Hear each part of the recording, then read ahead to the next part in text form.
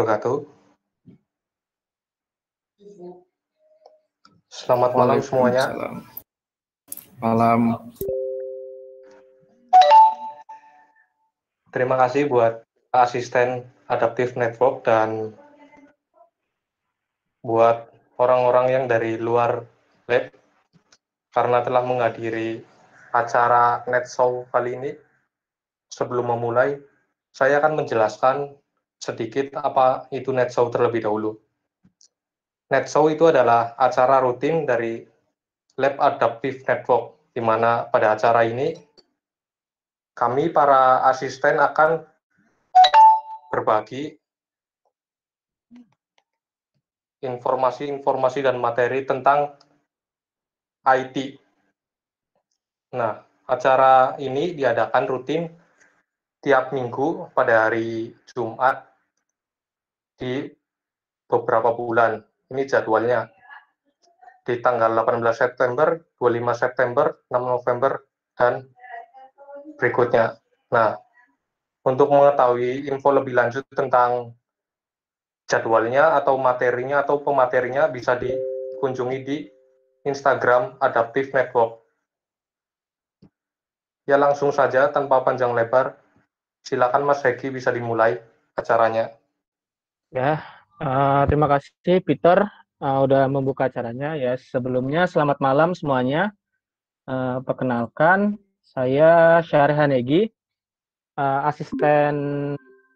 salah seorang asisten riset yang ada di Lab Adaptive.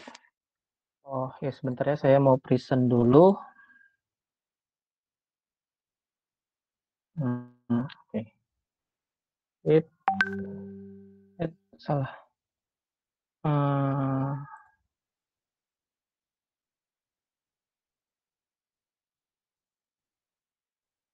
Ya, saya salah satu asisten riset yang ada di Adaptive Network Lab, dan saya berasal dari jurusan S1 Informatika.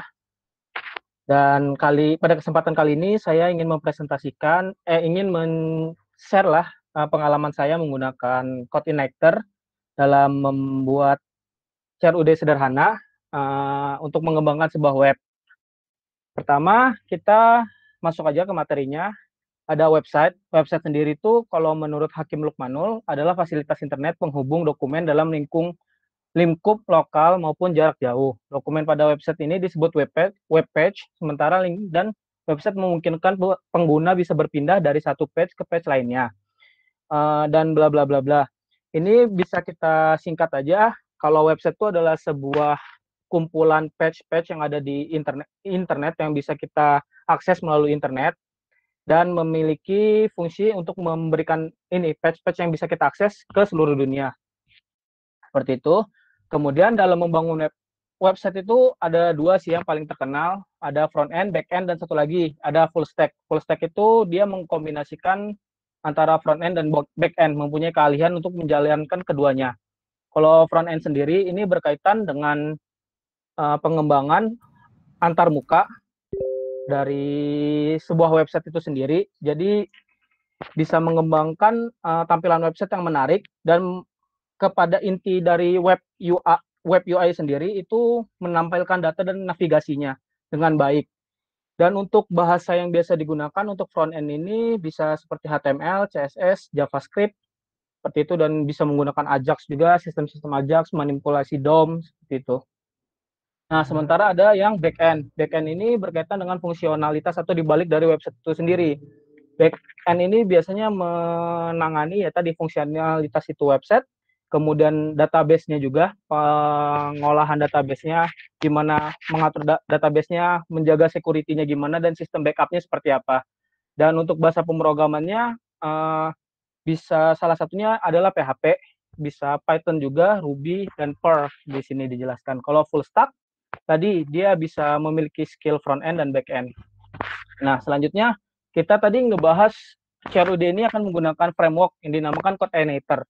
CodeIgniter ini sebuah framework atau kerangka dari sebuah pembangunan website agar website dibangun lebih cepat, lebih mudah, dan igniter ini adalah framework yang berbasis bahasa PHP. Dan yang paling terkenal dari framework Code Igniter ini, pertama dia adalah framework yang user friendly, bisa dibilang user friendly karena dokumentasinya juga sangat lengkap, dan untuk beginner juga itu mudah dipahami. Dan konsep yang digunakan pada Code Igniter ini adalah MVC, Model, View, dan Controller. Untuk saat ini versi yang bisa digunakan untuk Code Igniter ini sendiri ada 2, Code Igniter 3 dan Code Igniter 4. Untuk 3 ini sebenarnya udah agak lama, dan yang paling baru muncul ini adalah Code Igniter 4 pembaharuan. Dan sekarang kalau nggak salah itu udah sampai lebih dari tahap 2 ya pengembangannya Code Igniter 4 ini. Nah, selanjutnya ini perbedaan dari Code Igniter 3 atau 4. Yang kita lihat Code Igniter 4 ini udah disiapkan untuk versi PHP 7,2 ke atas. Jadi versi 7,2 ke atas, konsepnya masih sama dengan MVC. Set root-nya itu nanti ada di public, mirip kayak Laravel jatuhnya. Application foldernya ada di app, dan controller class-nya seperti ini, bisa dilihat di Code Igniter controller. Model kelasnya juga diletakkan di model sama seperti ini, dan CRUD di dalam model ini bisa dipanggil, sudah disediakan seperti di PHP. Kita kalau misalnya mengakses Artisan Mac, kita bisa meminta untuk CRUD-nya dihadirkan di modelnya seperti itu. Ini juga bisa di Code Igniter 4 sudah. Kemudian di entity class ada, habis itu view, bisa langsung echo view cell-nya ada, dan middleware-nya ada, file .env-nya juga ada untuk environment pengembangan, dan terakhir ada CLI-nya. CLI tool-nya ini dia menggunakan Spark, PHP Spark. Nah, kenapa tadi saya masih menggunakan Code Igniter 3? Karena Code Igniter 3 ini masih banyak dipakai di Indonesia. Dan mulai migrasi sih sebenarnya ke Code Igniter 4. Cuma yang saya pahami untuk saat ini Code Igniter 3 itu sudah lumayan banyak sih yang penggunanya di Indonesia.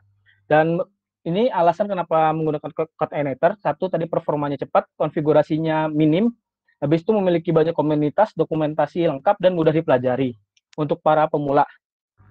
Nah, selanjutnya tadi sudah ngebahas Code Igniter, ada perkataan framework. Framework itu apa sih?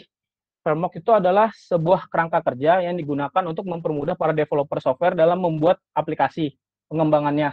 Jadi, kita membuat aplikasi itu lebih tersusun, dan fungsi-fungsinya itu lebih rapih lah tersusun, jadi untuk pengembangannya lebih baik. Nah, kalau untuk contoh-contohnya, dari PHP sendiri kan, PHP framework itu yang terkenal adalah Laravel, ada Symfony, ada Code Igniter.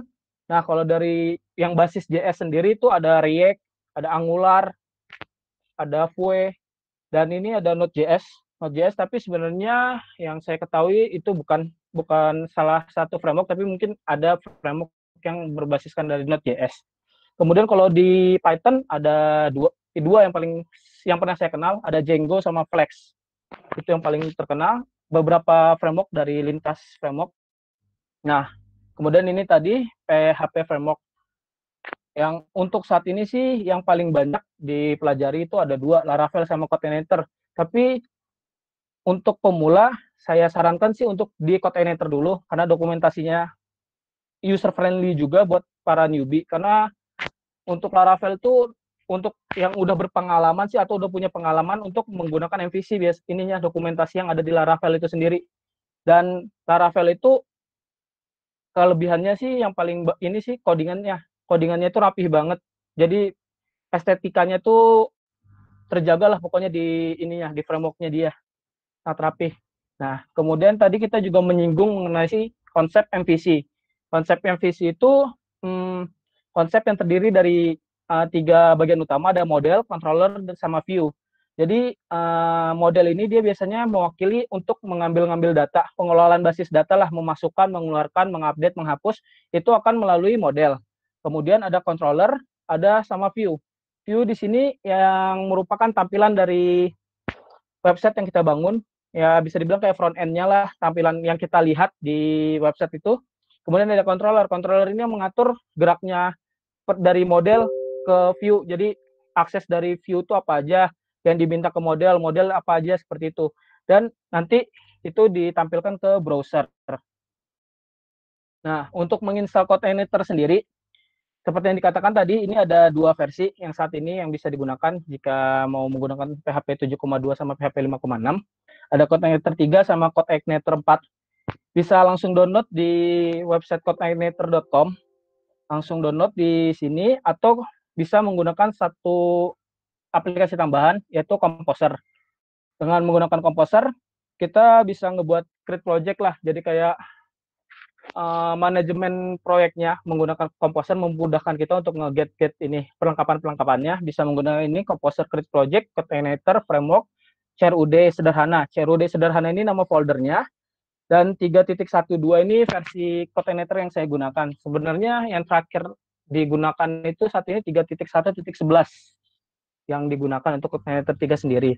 Nah, untuk mempersiapkan di lokal dulu untuk pembuatan secara lokal, kita mempersiapkan satu bersama ada tag editor. Tag editor yang kita gunakan bisa mulai dari yang berbayar seperti Sublime Text, atau mau menggunakan Visual Studio Code, atau Atom, atau mau yang paling sederhana Notepad++. Habis itu ada web browser, karena ini untuk menampilkan nanti hasil yang kita coding. Kemudian ada yang untuk menyediakan web servernya dan mengakses database-nya. Menyediakan Apache sama database-nya lah. Database-nya itu bisa menggunakan Postgre, MongoDB. Tapi untuk pertemuan kali ini saya menggunakan MySQL, MariaDB. Dan untuk di Windows bisa menggunakan XAMPP, bisa juga pakai MAMPP, LAMPP, SAM, MAM, LAM, dan ada file project CodeIgniter tadi yang kita bisa download di CodeIgniter-nya, dan atau menggunakan Composer. Nah, selanjutnya untuk membangun website itu sendiri, setidaknya kalau mau membangun sebuah tampilan aja kita bisa menggunakan HTML, CSS, JavaScript. Itu sudah JavaScript sama PHP itu udah cukup sih sebenarnya. Cuma untuk performansi mungkin bisa ditambah seperti jQuery, JavaScript-nya juga bisa dimainkan DOM-nya, Ajax-nya juga penggunaan Ajax seperti itu. Dan kalau ingin mempermudah tampilan lagi, ketika Mumet menggunakan CSS, kita bisa menggunakan bantuan dari Bootstrap. Bootstrap ini seperti plugin, jadi kita bisa punya template-templatenya untuk bisa ngebuat table, ngebuat button, seperti itu udah dijelaskan di Bootstrap. Nah, selanjutnya ada langsung kita ke praktek ininya saja, ke codingannya, ngecek apa tuh namanya struktur dari CodeIgniter itu sendiri. Salah. Oke, kayaknya ini aja. Present entire screen, oke. Sip.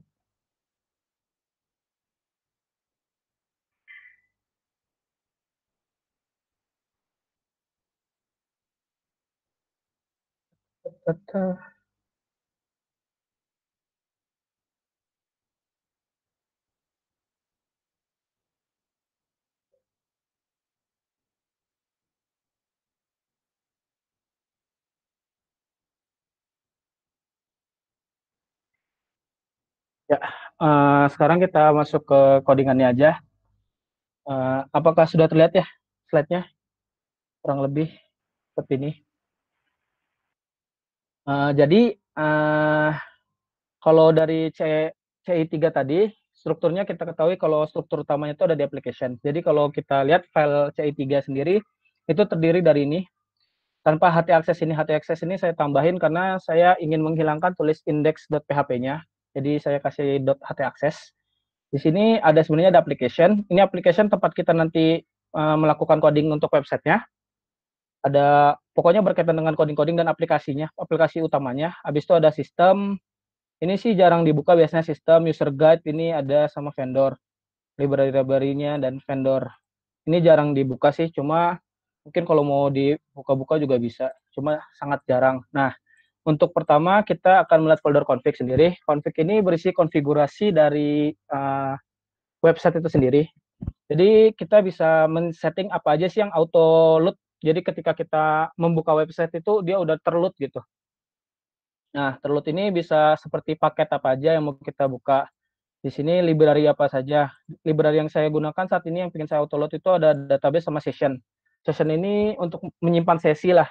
Biasanya kalau saya menggunakannya untuk alert session. Selanjutnya ada driver. Ketika ada driver yang ingin digunakan juga bisa di-load. Kemudian ada helper. Helpernya ini saya menggunakan URL agar bisa mengakses seperti base underscore URL, set underscore URL untuk keperluan nanti linking dari satu controller ke controller lainnya seperti itu. Dari satu view ke view lainnya memanggil-manggil dengan URL. Kemudian config-nya juga ada di sini, bisa dibaca konfigannya, ada bahasanya, language-nya, language apa aja yang ingin dimasukkan, seperti itu ada model. Nah, kemudian ada file config. Di sini karena masih di localhost, jadi base URL-nya saya setting di localhost, CRUD sederhana nama filenya. Kemudian ini harusnya kalau misalnya kita belum, tadi saya tidak menambahkan .htaccess itu, secara default harusnya seperti ini. Ada index path-nya itu ada di index.php seperti ini. Jadi file index-nya ada di sini. Dan ini URI protokolnya bisa dibaca lagi, ya apa tuh namanya, dokumentasinya mengenai apa tuh yang request URI, ada query string seperti itu. Itu ada banyak teknisnya, bisa dibaca di dokumentasi sangat jelas. Ini suffix-nya, language yang digunakan saat ini sih English saya untuk pembuatannya. Dan charsetnya menggunakan UTF-8. Seperti ini. Dan yang biasa saya config lagi, satu lagi tuh ini dua lagi ada database. Ini database ini bagian ini mengatur untuk koneksi ke database sendiri. Di sini karena saya menggunakan MySQL, jadi saya menggunakan MySQLi. Ini environment-nya itu ada yang development, production, dan satu lagi saya lupa. Jadi ini lupa. Biasanya sih saya cuma di production. Ini pengaruhnya nanti ketika kita ngedebug aja ke penjelasannya tuh biasanya lebih lengkap kalau ketika kita menggunakan mode di mana kita sedang mendevelop web itu sendiri, jadi lebih jelas aja, lebih detail aja, kita diberi kesalahannya itu di mana aja, dijelasinnya seperti itu. Nah, kemudian ada misalnya encrypt, ini encrypt, nah, kegunaannya untuk nge-encrypt sih, tapi kali ini karena CRUD sederhana dan tidak ada data penting, nggak ada yang perlu saya encrypt, jadi saya nggak mengaktifkannya. Kemudian ini jarang sih, ini file-file ada beberapa yang jarang dibuka, karena ini konfigan dari code igniter-nya. Jadi bisa kita, kalau kita lihat satu-satu ya seperti ini. Ini juga ini settingan-settingannya. Ini ada migration. Migration ini gunanya, kalau yang saya tahu migration di Laravel itu gunanya untuk kita mengatur versi dari database. Jadi ketika kita bekerja sama dengan tim, biar database-nya itu terjaga, nggak kita copy-copy, kita download, kita import itu, kita ekspor jadi file itu, bisa menggunakan fitur seperti migration ini. Jadi database yang kita gunakan itu selalu auto update gitu, terupdate dengan yang teman kita lakukan seperti itu. Cuma saya jarang menggunakan ini di code igniter, jadi kurang tahu pemahamannya. Nah, kemudian ada member, ini juga konfigurasi yang kita juga jarang atur. Dan terakhir ada root. Root di sini gunanya ini mengatur routing yang kita gunakan, jalur-jalur mana saja yang digunakan. Di sini ada default controller. Default controller ini dia mengakses controller mana yang dijadikan yang paling pertama dibuka. Dan ini ada contoh routing yang saya buat sendiri, data. Jadi ketika kita mengakses data yang /data, maka itu akan memanggil halaman data dengan metode yang namanya index. Nah, kemudian ketika kita menggunakan edit, maka dia akan mengakses num. Edit, habis itu di belakangnya ada number atau ada ID atau apa yang kita selipkan untuk mengirimkan data. Biasanya untuk fungsi-fungsi yang memerlukan masukan, kan seperti itu menggunakan ini, atau satu lagi saya lupa. Kemudian ada halaman edit.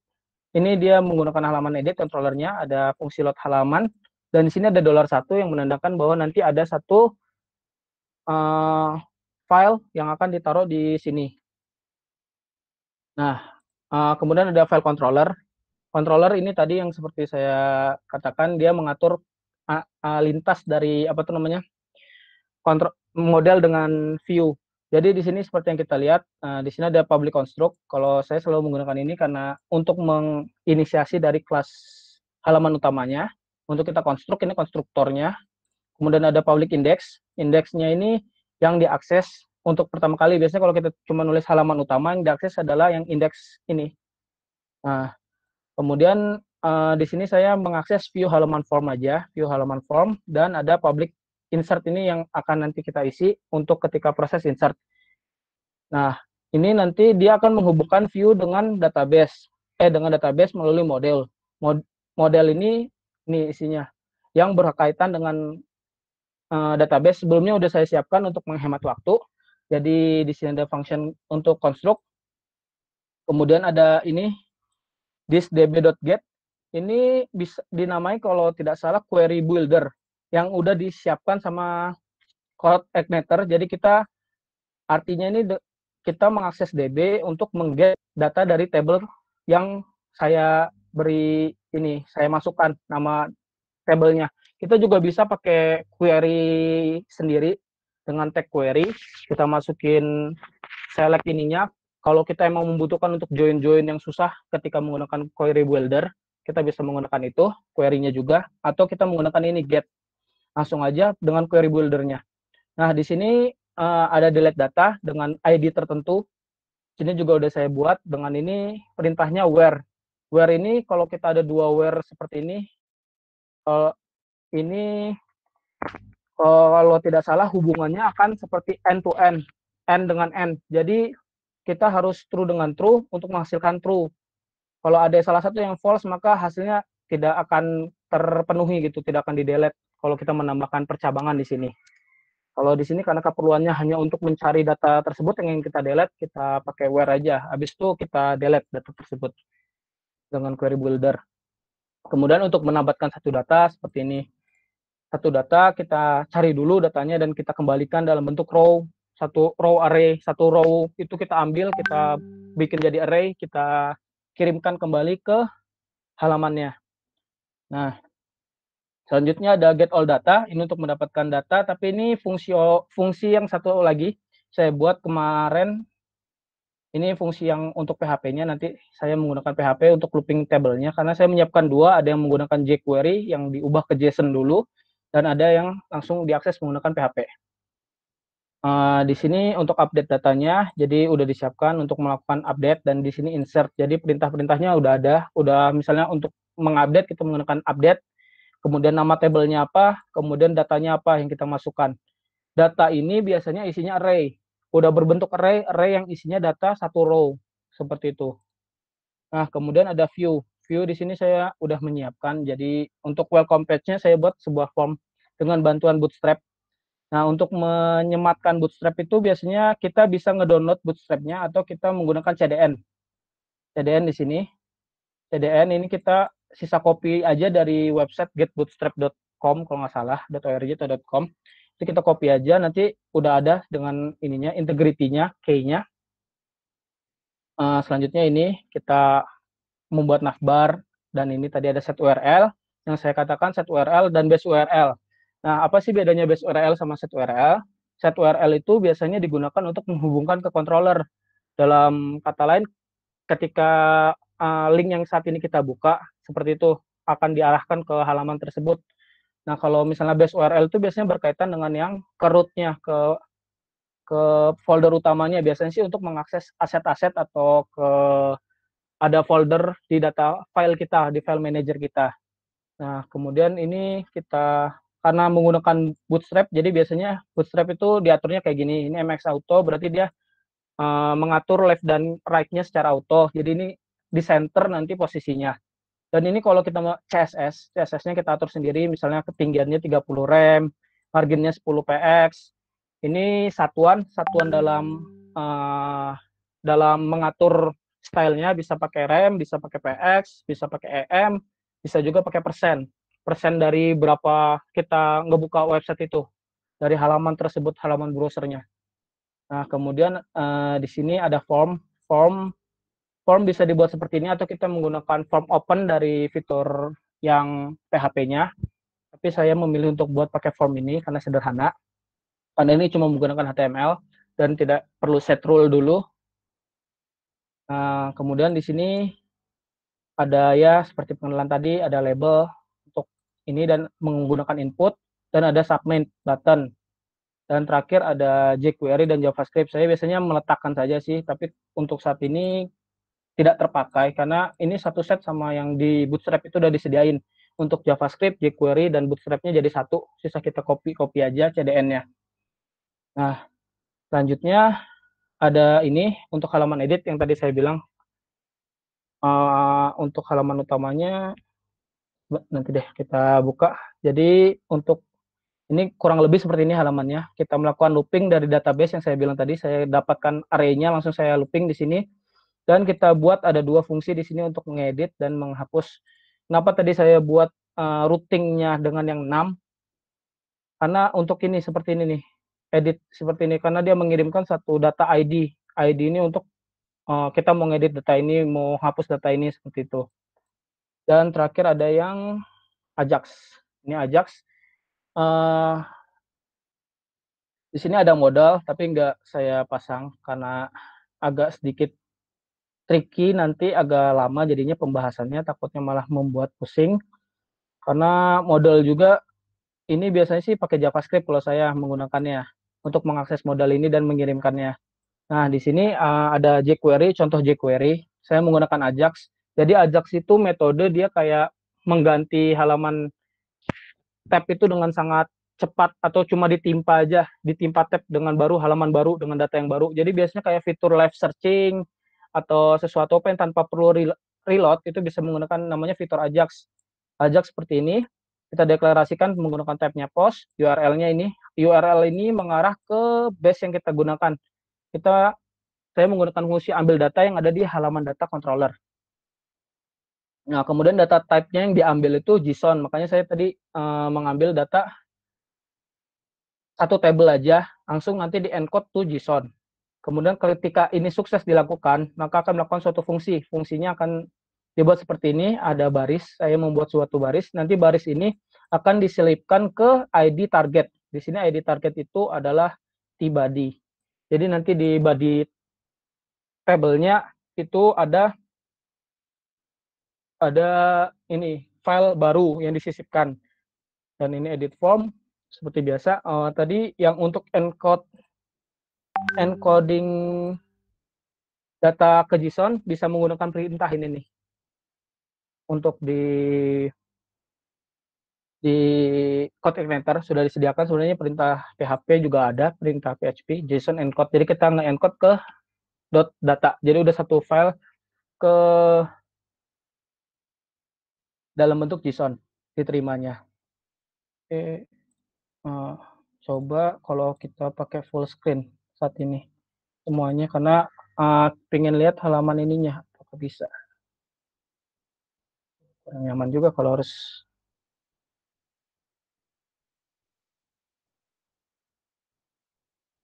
tidak bisa.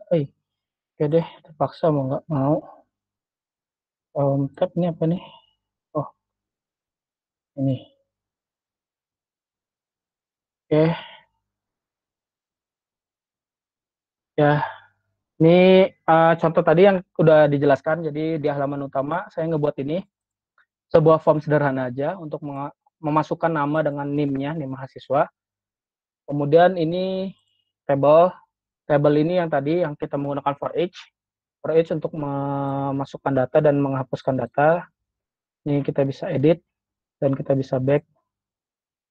Tadi kenapa saya ngelempar apa tuh ID-nya, karena digunakan untuk ini. Saya ingin menampilkan ID sama ini, yang apa sih yang mau diubah, mau diupdate gitu.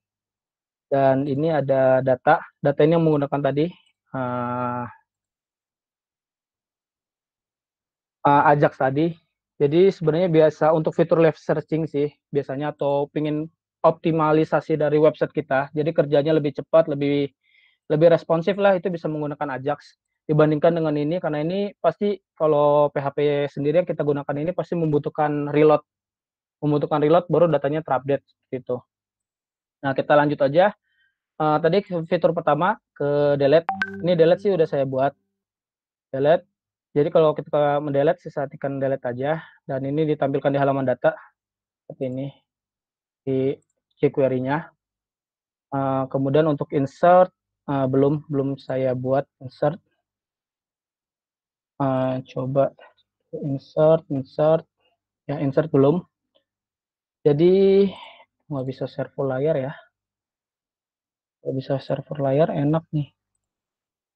Karena kita harus pindah-pindah ke code ininya, code editornya. Karena kita mau simulasi codingnya. Jadi ini aja deh, kita selesaikan dulu aja kalau gitu di halaman ini. Jadi ini aja deh, kita selesai codingannya terlebih dahulu. Tadi form pertama, kita tahu di sini ada ini, input nama dengan input name. Untuk ID-nya, namanya belum dideklarasikan di sini. Kita perlu deklarasikan name untuk target nanti input nama. Kita get post-nya name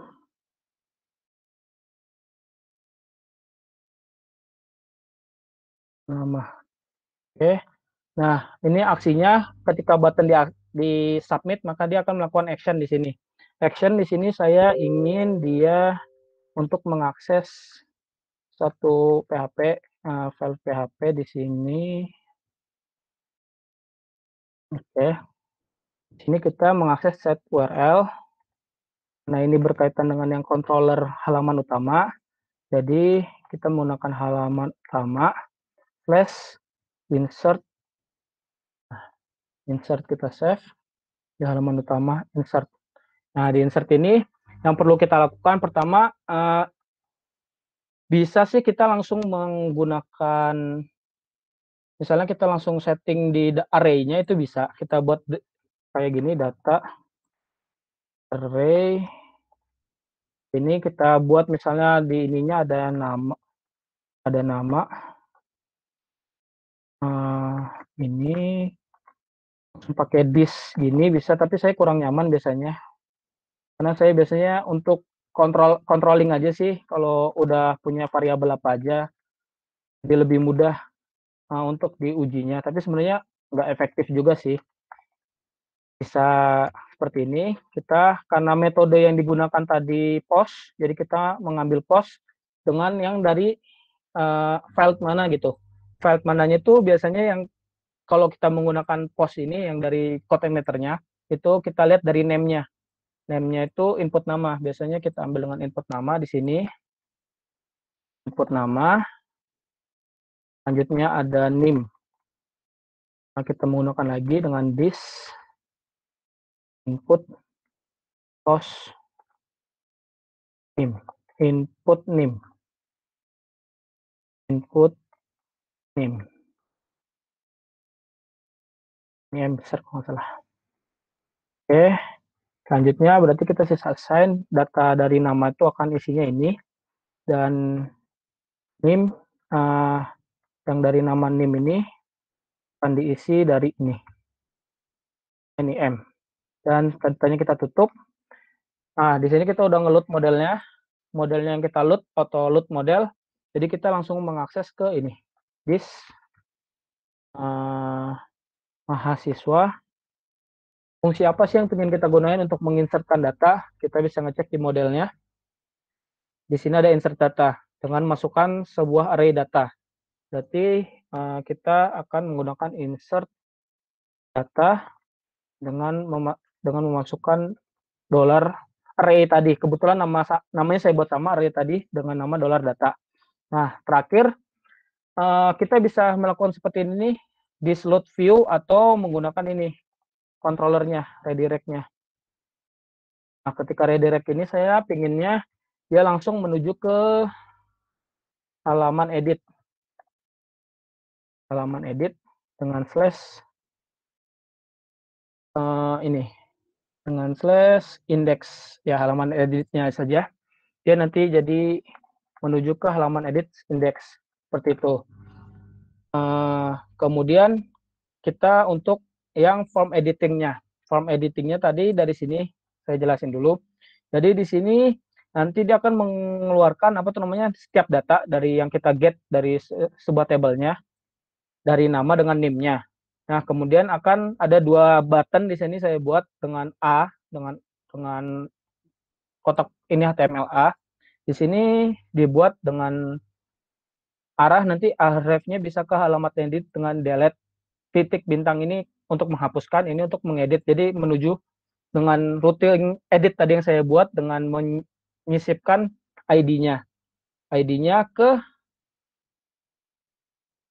controller yang ada di view-nya ini, edit. View-nya edit itu dia di halaman data sebenarnya. Di halaman edit di sini. Jadi dia nanti akan mengakses ke indeks ini. Di load halaman ini. Saya menggunakan load halaman sebenarnya ini nggak baik, tapi karena ingin mempersingkat tempat aja, karena ini juga sama aja fungsinya masih satu berkaitan dengan edit, jadi saya masukkan di sini. Jadi menyimpan get one data dan dikirimkan ke view edit form. Nah, ke view edit form. Di edit form sini seperti tadi ada yang namanya nama sama ini. Nama sama name. Tadi kenapa nama sama name-nya bisa dimunculkan? Karena saya ngeget satu row satu data, dan saya menampilkan di placeholder-nya itu namanya sama name-nya. Jadi kalau diedit, dia ada patokan itu data awalnya seperti ini, itu preferensi saja. Biasanya digunakan sih kalau misalnya ngedit sesuatu yang nggak terlalu ini penting. Saya cuma ingin menampilkan aja kalau datanya itu bisa dipasing seperti itu.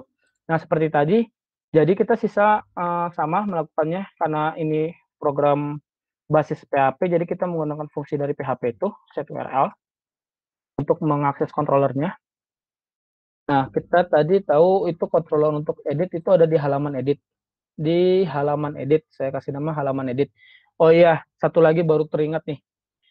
Untuk penamaan controller sebaiknya ini karena code Inventor 3 sendiri itu nggak dilengkapi dengan huruf besar ini.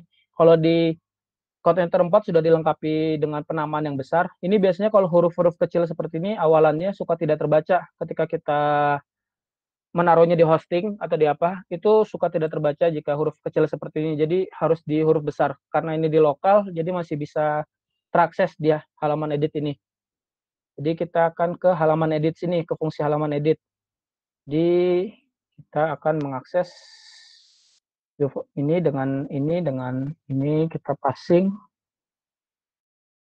halaman edit, press ini fungsinya edit. Nah, dia akan mengirim ke metode edit. Di metode edit ini seperti tadi sama, kita get aja lagi. Kita get lagi aja nama sama name, input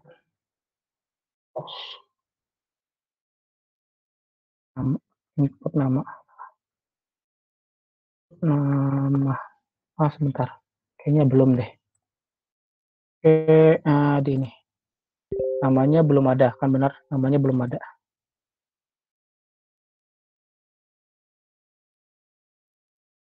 Biasanya kalau ini pakai ini, kalau kita pakai JavaScript atau jQuery itu kita bisa menggunakan ininya atribut ID itu dengan penandanya, biasanya penandanya seperti titik untuk kelas, pagar untuk ID, dan attr itu saya lupa JavaScript-nya, tapi kalau di jQuery dia menggunakan .attr, bisa mengakses file atribut seperti itu.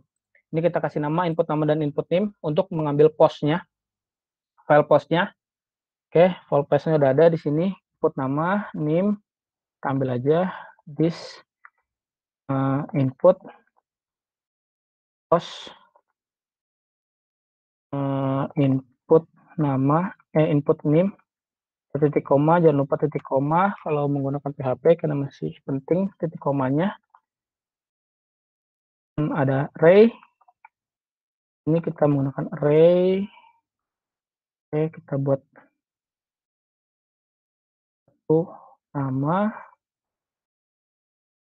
namanya kita isi dengan file nama, kita satu data lagi, name.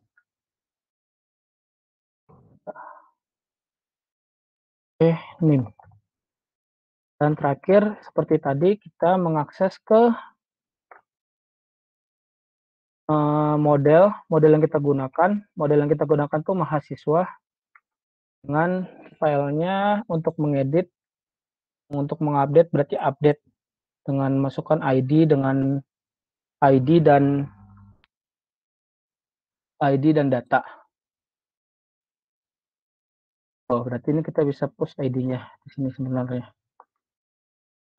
ID kita minta dengan ID. Masukkan dengan ID, ada masukkan ID. Jadi nanti kita sisa memindahkan dengan ID-nya. Di sini metodenya tadi update data. Masukkan di sini ada ID 1 dan data. Kita tutup dan terakhir, oh ini dolarnya belum ada. Untuk sintaknya dia menggunakan dolar. Terakhir kita redirect. Kita redirect, kita pindah posisi. Kita pindah posisi ke halaman atas, halaman edit index. Sebenarnya tidak ditulis index juga, bisa sih dia auto akses ke index. Oke, tadi ini ada kekurangan, dia harus ngeparsing ID-nya. ID-nya ini harus diparsing. Oke.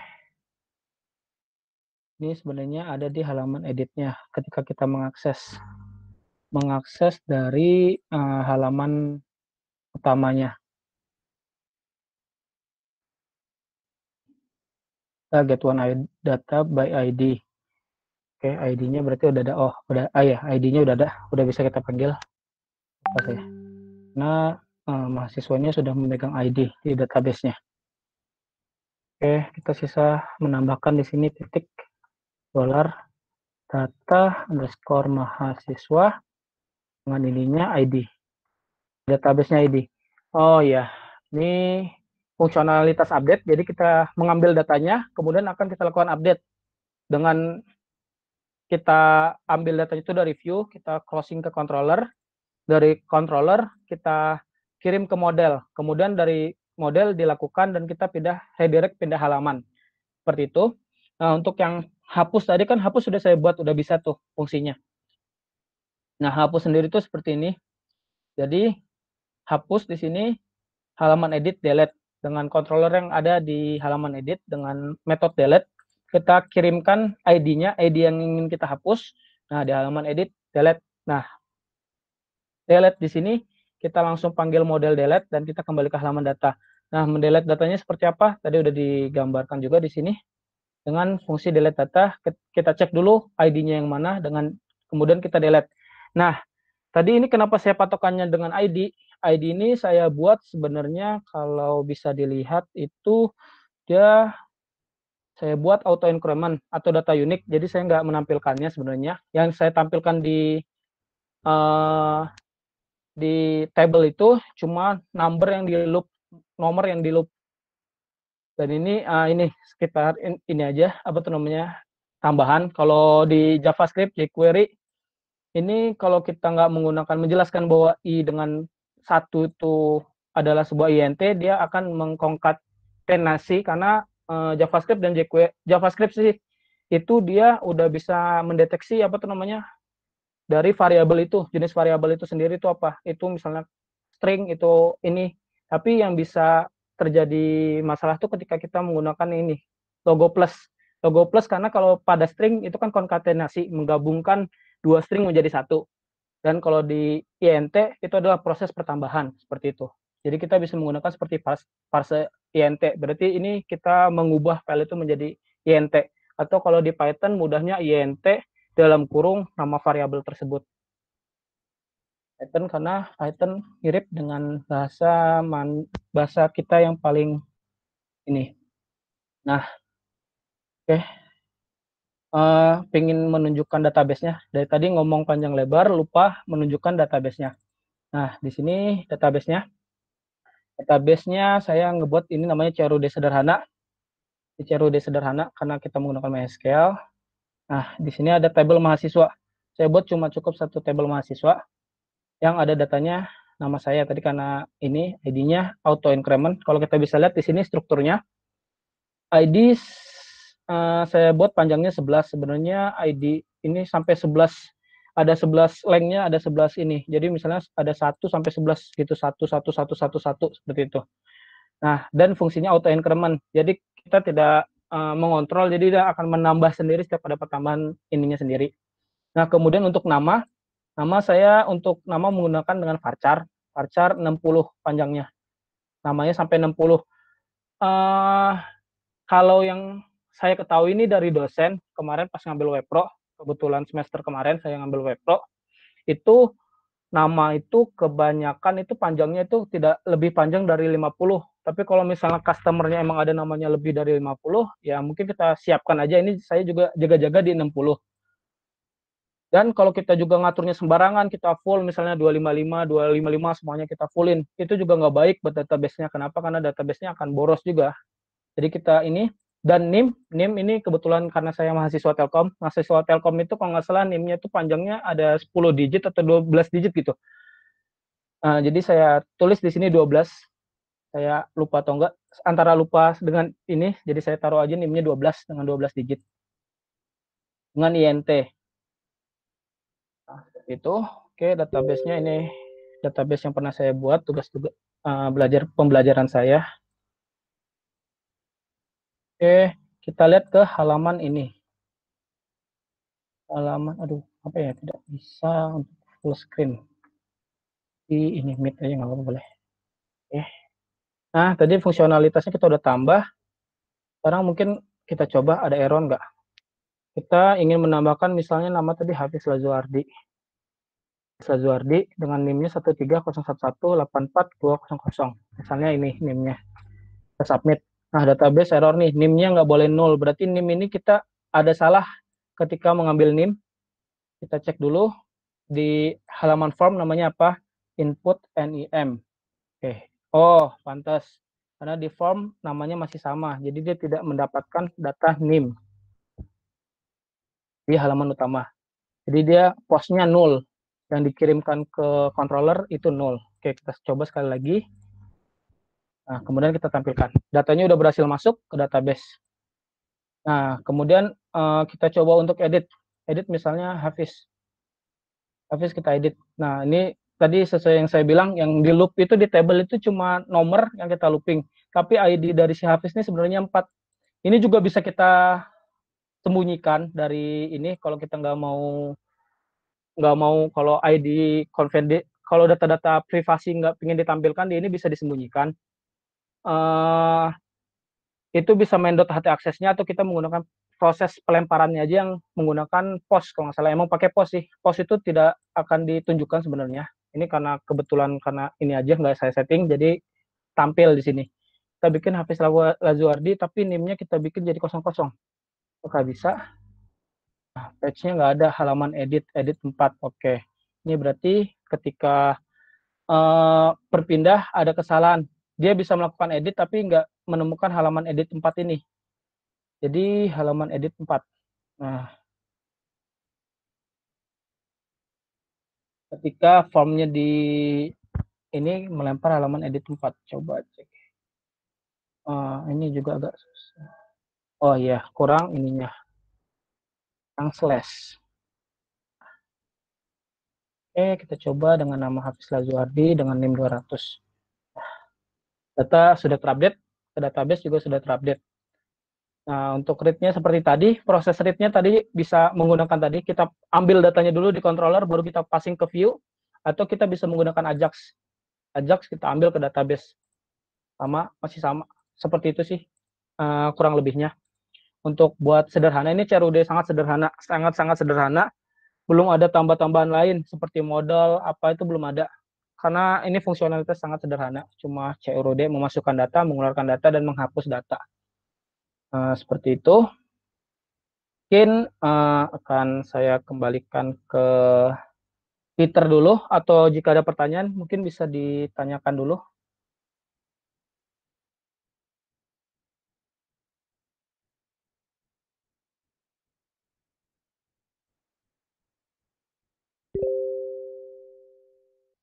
Ya, bagi yang ada pertanyaan bisa ditanyakan langsung ke Hegi.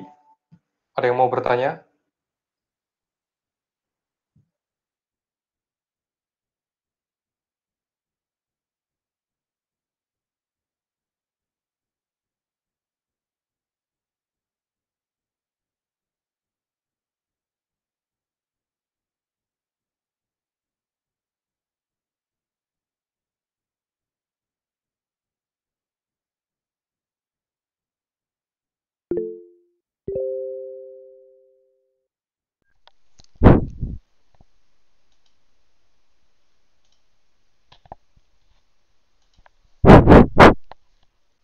cek.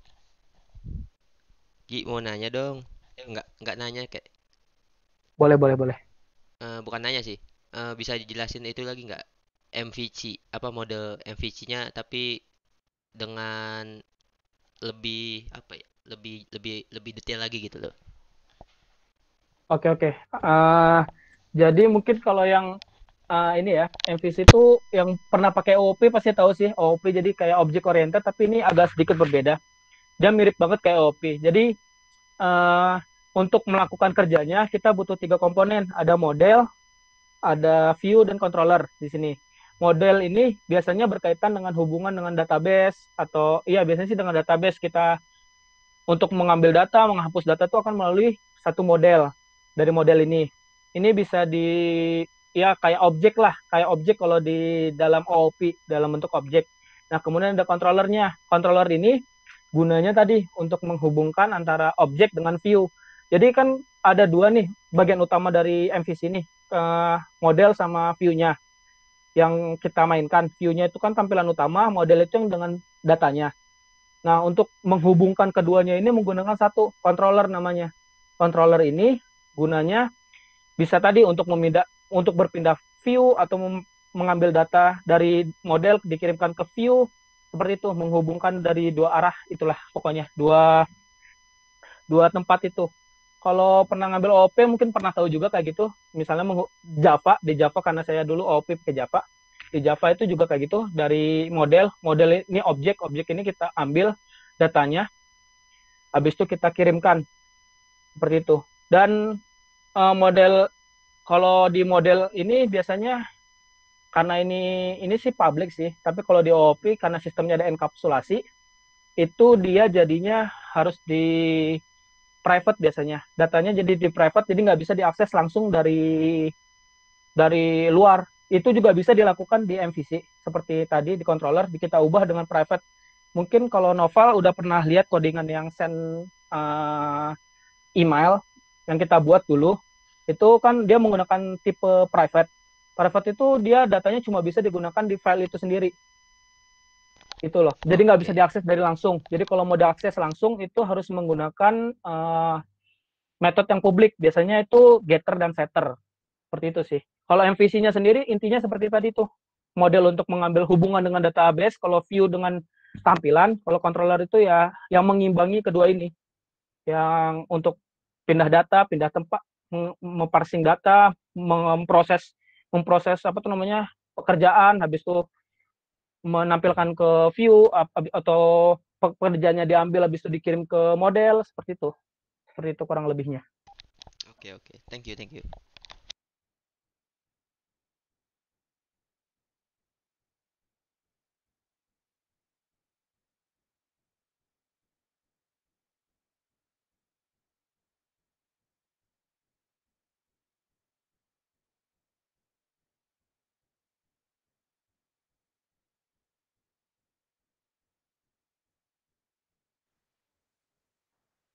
Ayo yang lainnya ada yang mau ditanyakan enggak?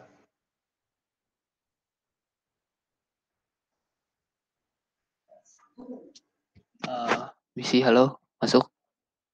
Iya, masuk. Permisi, mau nanya bang, kalau misalkan mau kayak tadi tuh apa aja sih yang perlu disiapin gitu? Kayak misalkan saya masih pemula banget nih, belum pernah begitu-begituan.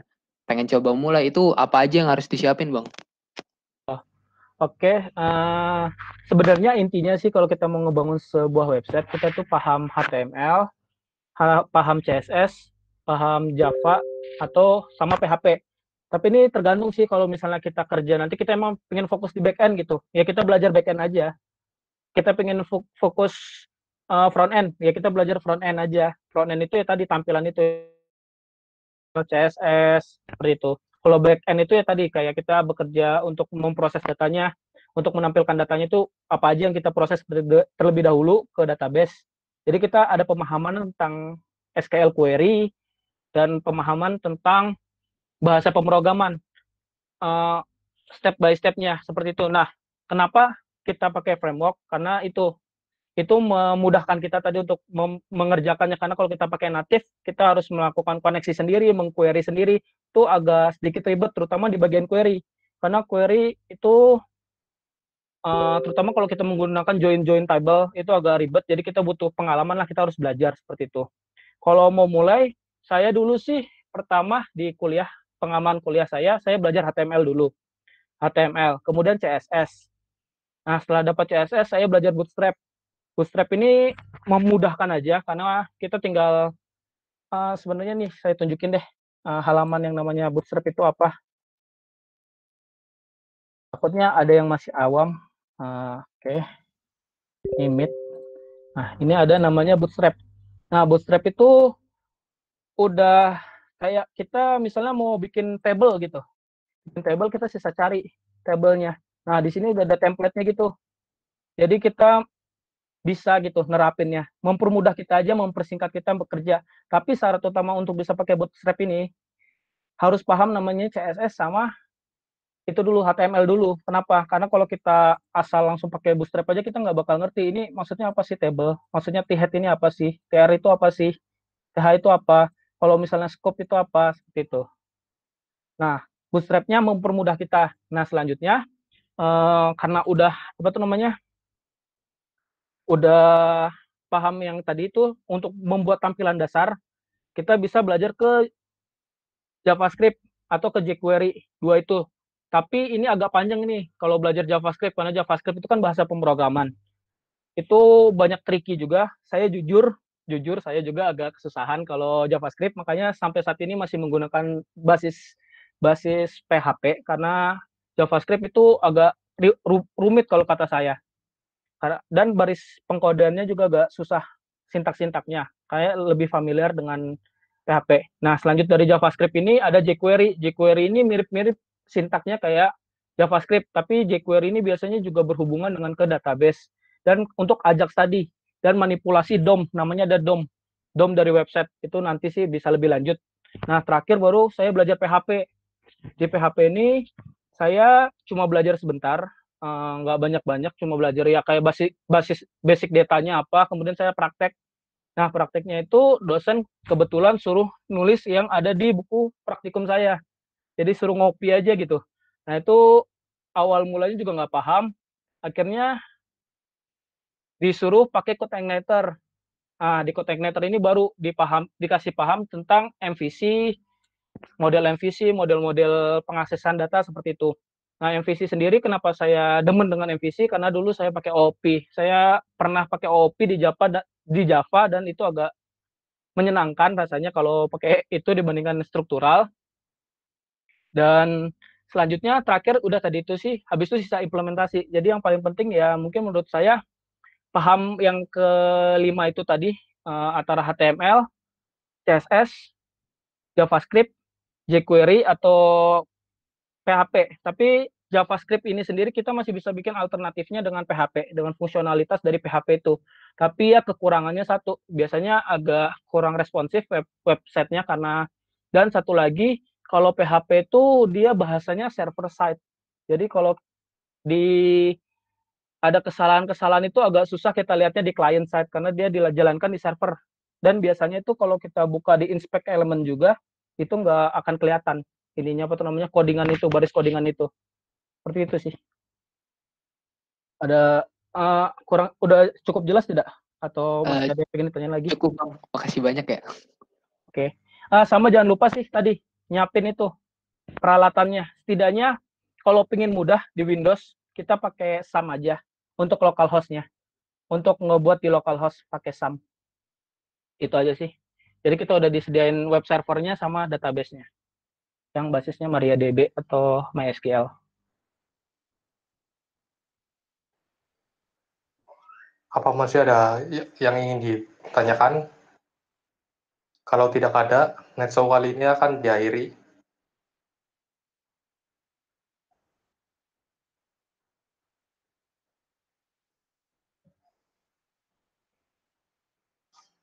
Tidak ada, ya sudah.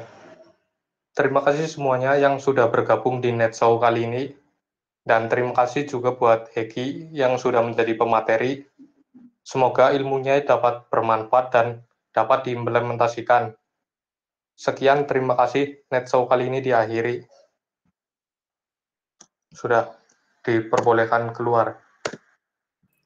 Makasih Bang. Makasih banyak. Bang. Makasih ya Bang ya.